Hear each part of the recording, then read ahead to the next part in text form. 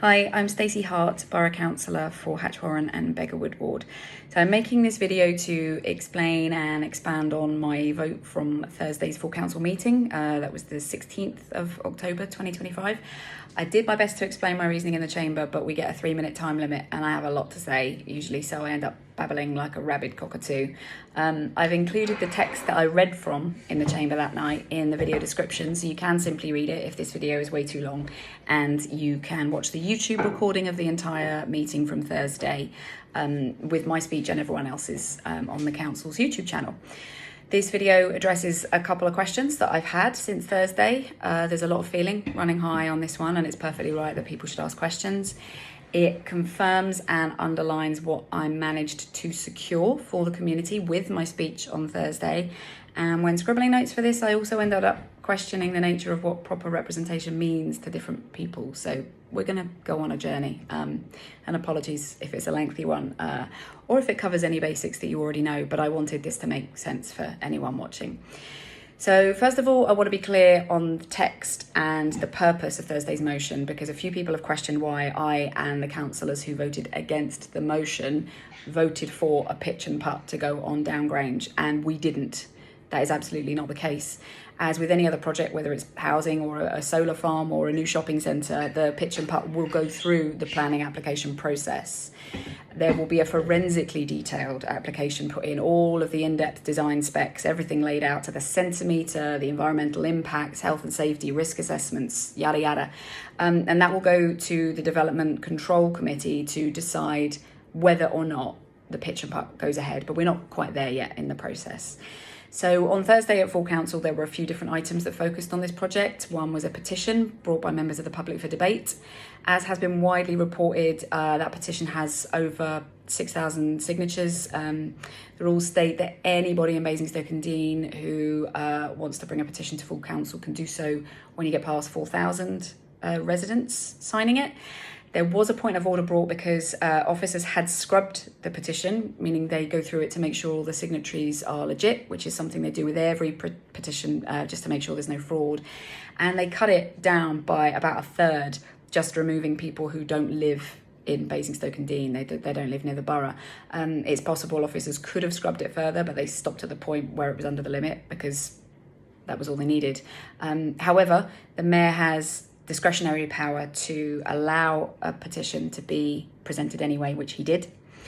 Additionally, there were multiple questions put to the administration by members of the public asking council's questions is something that any resident is entitled to apply to do at a full council meeting. We actually had so many questions on this that we ran out of the time allotted for public questions, but again, the mayor used his discretion to allow them all to be squeezed in, and finally had the motion brought by two of my councillor colleagues that was debated and then voted on, so there was a lot going on. So regarding this motion, and this is what was voted on, it was titled Reconsider Golf Course Plans at Down Grange. It notes that in January this year, the Cabinet approved Down Grange as the council's preferred site to replace the pitch and putt at the leisure park. I'm sure you've heard a lot about this, but it is a pitch and putt, not a golf course. That matters very much because of the size. Not being a sports person, I wasn't aware of that. I am now. Subject, of course, to getting the relevant planning permission as well. It cited the motion, it cited the concerns that the petition raises about destruction of trees and habitats, and it notes the various current uses of the space by sports and community groups and families and individuals, and the worry that those people will lose access to use the site in the way that they do. So the most important bit of a motion is the resolves section, where it lays out what we will actually do if this motion passes. Everything that comes before it is justification and context, but resolves is the meat, the bit that you're committing to.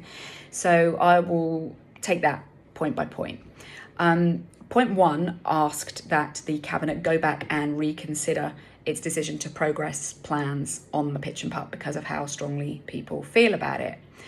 It is a slightly odd ask for me in writing, because it doesn't specify clearly what the desired outcome is. You could read that in different ways. You could read that as changes its mind on whether to progress at all, or changes its mind on where to put it, or pauses for a while to look at the evidence again and do more engagement.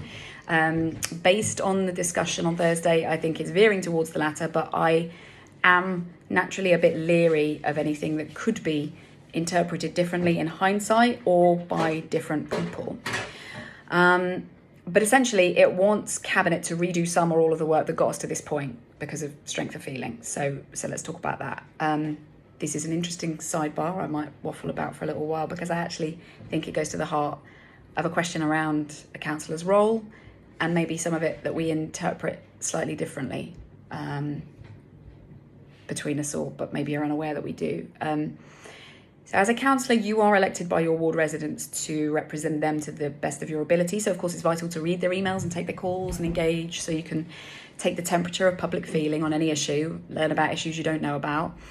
I hope and I believe that irrespective of whether they like me or whether they voted for me or whether they agree with any votes that I've participated in thus far, Hatch Warren and Beggarwood residents would agree that engagement is one of the things that I'm good at, and that I do well. I knock on doors, I'm available at public events, I hold surgeries, I'm responsive on email and phone. I'm about as visible as it's possible to be doing this, and still occasionally sleep and remember to feed my kids. Doing all this stuff is the reason I was aware of the queries around this project months ago, and have been talking to Councillor Cllr Morrow about it since then. But then once you are aware of how your residents feel on an issue, which of them do you choose to agree with or vote for if it comes to that? Because I promise you, on any given issue, this one included, there will never be a consensus. Half the residents that contact you want one thing and the other half want the exact opposite. It is true in this case that I have heard from more people who have concerns about the pitch and putt, but there are those that that are fine with it and that agree Down Grange is the best place. And it's worth noting as well, that, of course, that the people I didn't hear from at all vastly outweigh the people that I did. So the petition is a show of feeling. It's obviously rooted in a great deal of admirable and laudable concern for the environment and for the current space users. We've noted that the petition was scrubbed of about a third of its names, and it could have been scrubbed further still. There's been a lot of chatter about the point that Councillor Paul Basham made on the night. He stood and said that he himself had signed the petition a handful of different times with the same address, but using the names of different Disney characters. A lot of people have gotten a bit annoyed about that and talked about whether it was fraudulent or acceptable behaviour. Now, you may or may not think that was the right way to make the point, but the good point that he was making is that the petition was open to fraud. That it's very, very easy on the platform that was used to make it look like you've got way more signatures or public opinion or strength of feeling than you perhaps actually do. And of the remainder of the signatories, the ones who do live in the borough are legitimate. We have no way of knowing, really, because why would we, of knowing why they signed it.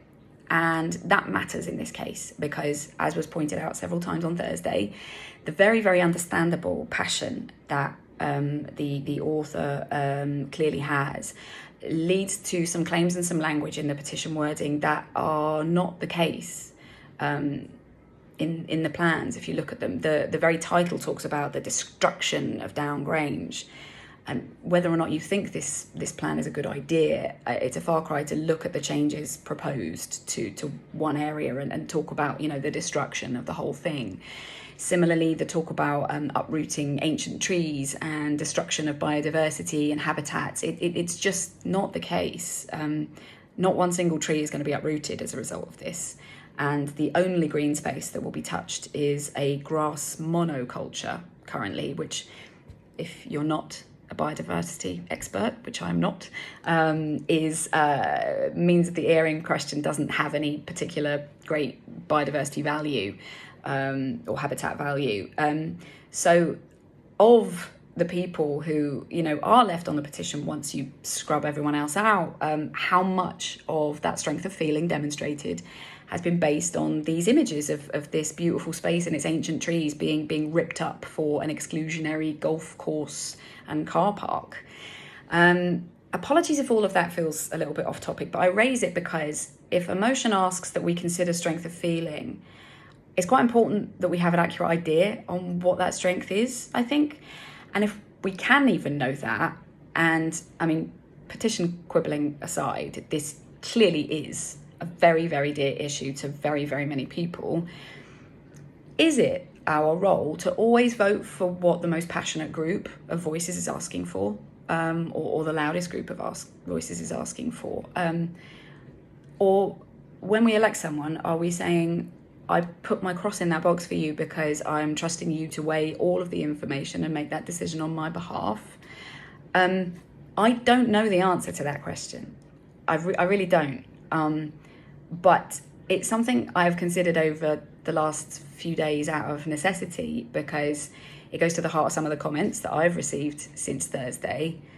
And I've thought really carefully about what I do when I vote. And I think probably my own opinion is somewhere in the middle. When I put my cross in a box next to someone's name, it's because I trust them with power, because their values align most closely with mine, because I expect them to be approachable and to take their, my point of view on board, and I expect them to weigh all of those things against many, many other factors at play when making decisions like this. But all of that is what I did when I was considering point 1. And point 2 of the motion asks that a comprehensive public consultation is carried out, engaging the residents and sports clubs and environmental groups and other community stakeholders. Again, you can watch the meeting back on YouTube, so I won't repeat everything. But this is work that Cllr Morrow, who is the Cabinet Member for Sports and Leisure, has been doing for months in conjunction with the council officers. And he has visited and heard from and spoke with every club and group and stakeholder that he could find. He's had an open door policy on this to residents and to councillors representing them. As I mentioned, I spoke to him several times since spring, and he continues to do that. And all of that is in advance of any planning application going in at all, because, of course, when it does, and when the actual detailed final plans are available, there's also the opportunity at that point for any resident or group or person with concerns to speak in support or in opposition, or just to make general comments. All of that has been happening and is still happening. Hasn't happened behind closed doors or in secret. It's been very public work going on for months for anyone to contribute to. And as I understand it, it's resulted in changes to the plans along the way. And there may yet be further changes based on further engagement. Space has been reserved at the leisure park for the driving range pods, if that's right, and the adventure golf, as I understand it, if it transpires that actually works better to have those there than at the Down Grange site with the pitch and putt, if the planning application is successful and goes ahead. So I didn't feel that point 2 was asking for anything that hadn't already been carried out and is being carried out still. Point 3 asks for Cabinet to publish the full business case and all the environmental info, details of how the site was selected and all of that stuff. And this is the point where I thought the motion had a point. As part of the months of work on this, officers have considered and analysed every single bit of green space in the borough that could be used instead. They've done, detailed work that led them to recommend Down Grange over and above all the other sites as the preferred one. That was then taken to the Cabinet members 10 months ago in January, and Cabinet reviewed it and agreed the site preference. And I do think that, given the interest in this issue, it is important that we're completely transparent and that we are demonstrably transparent about those things. So when I spoke at the meeting on Thursday, I asked that this part of the motion be actioned, and I have secured agreement on that. The business case and the environmental analysis and everything is going to be put out there for people to see. Incidentally, I don't think it was ever particularly hidden or withheld at all. It's just that in the vast majority of cases, nobody's all that fussed for reading that stuff. But having asked, they will be able to shortly. So that part of the motion is ticked. A word about Great Wolf before I summarise. You'll likely have heard a lot about their proposed development at the leisure centre site, which led to the need for the pitch and putt to be moved. So briefly, this administration and the previous administration have been working for a long time to get inward investment on a new water park, a conference centre, hotel, or loads of new facilities. It's going to be a really great bit of investment for the town. It's going to bring people into town to spend money here, which we want. It's going to create jobs and it's going to provide brilliant new facilities for Basingstoke residents. But in order to enable that to proceed, the golf facility currently at that site needs to be reprovisioned elsewhere first. That is a legal requirement. And that's why this is happening. Now, Great Wolf, like any other company, aren't going to wait around forever. And they, I imagine, if it was me, are looking at several different locations for their big investment. In other words, any delay in relocating the pitch and putt needs to be considered really, really carefully, because it does put that new investment into our town at risk. And that would be a huge detriment. So, in summary, of the 3 motion asks, I felt the second point had already been done to a large extent and was continuing and will continue. And I got that confirmed as part of what I said on Thursday as well. I agreed that the third point, point 3, was something we should look at, and I asked for that and got a commitment to it, and that will happen. So it came down to the first point, requesting the Cabinet reconsidered its decision in light of strength of public opposition. Well, I've already talked about the strength of public opposition part, so I won't recover that. But for me, it kind of boils down to process, and has everything been done correctly? The process that got us here is the same one that all planning goes through. Extensive research and analysis by the officers, leading to the conclusion that Down Grange is the best option that we have, and then Cabinet voting on that. So any reconsidering would involve doing all of that work again, essentially with the same data and the same potential sites as alternatives. It doesn't necessarily change anything or give opportunity for new information. The point was made on Thursday that several of the councillors standing in opposition to the project and standing behind the motion have not been particularly bothered by it over the past 10 months and weren't bothered by it when Cabinet voted on it in January. I point that out not to score political points, but just to underline that there does have to be a process to these things, and this opposition does come a little late in the day. Perhaps that is in response to the petition, and maybe that's fair enough.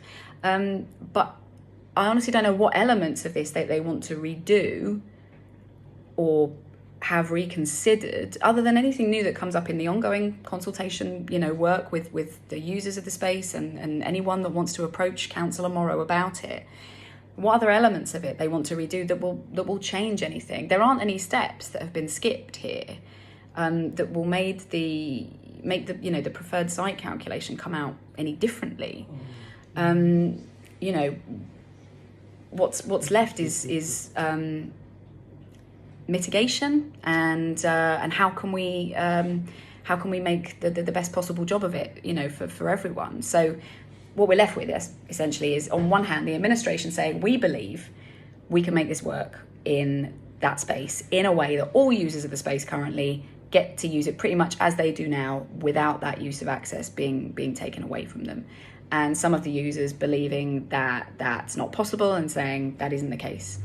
Well, the only real way to determine that is to continue to engage on the pathway towards a planning application, which is happening now. That work is still ongoing, and then seeing the planning application in all of its detail, so we'll know, like, to the centimetre where everything would go, and be able to see, I guess who's right about that, and what, if any, impact it does have. I was out canvassing at the weekend, and I met a member of the athletics club when I knocked on their doorstep, and we had a long chat. We talked about what comes next. I spoke to Cllr Morrow about that conversation. Cllr Morrow is going to liaise with that resident on another site visit to them, and we will keep having those discussions to get the best possible solution for as many people as possible.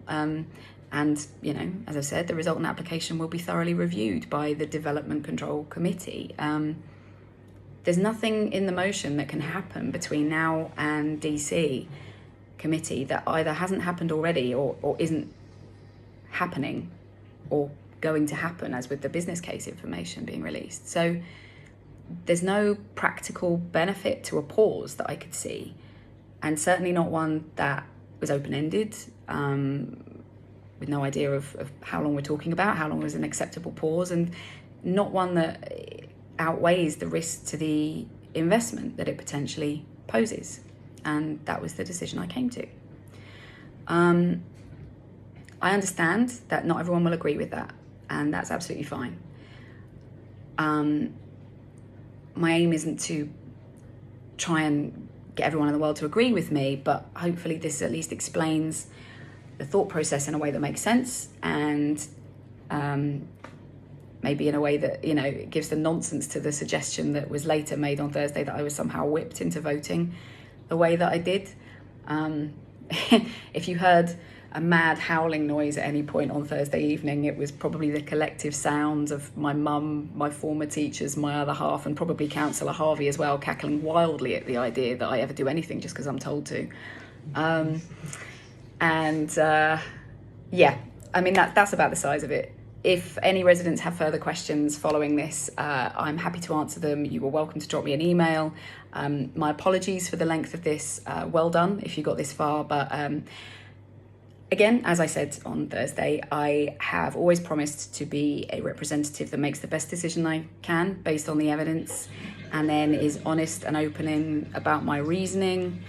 As I also said then, when the planning application comes in, if any of the assurances that I have been given haven't been met, if anything dastardly has gone on, I will be the first one jumping up and down in opposition. But, you know, that weighing of decisions and that honesty, that's the kind of representation that I want and expect from my local councillors and my MP. I think it serves people and communities better. And that's why I'm here, is to serve the community. So thank you for watching.